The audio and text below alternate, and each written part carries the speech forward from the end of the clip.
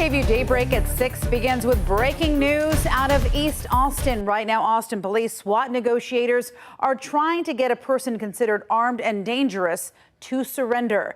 All of this is happening on Craigwood Drive. Take a look at the map here. That is east of where FM 969 and Highway 183 intersect. KVUE's Eric Pointer has been there all morning on the scene gathering information. So, Eric, what do we know and what are you seeing and hearing out there?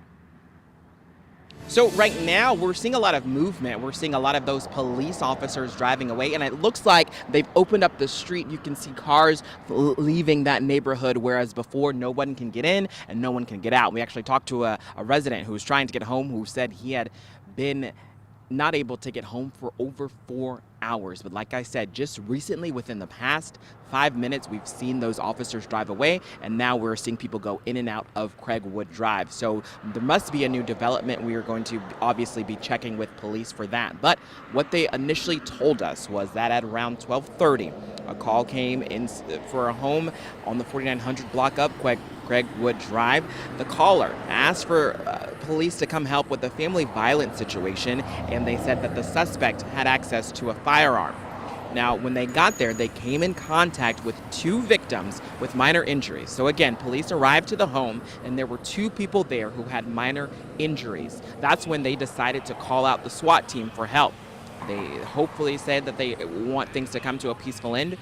We asked police if they let nearby neighbors say no, and they said they did make notifications to nearby neighbors, but they weren't sure if they were evacuated or not.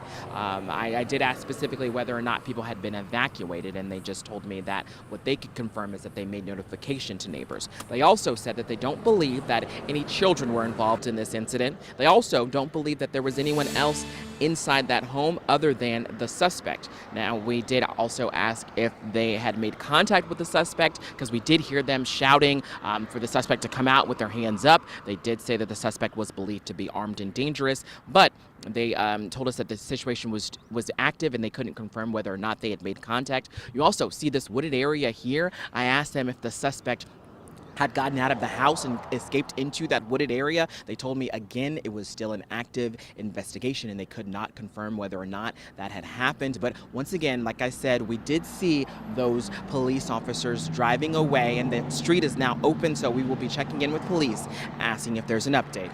I'll send it over now to Shane.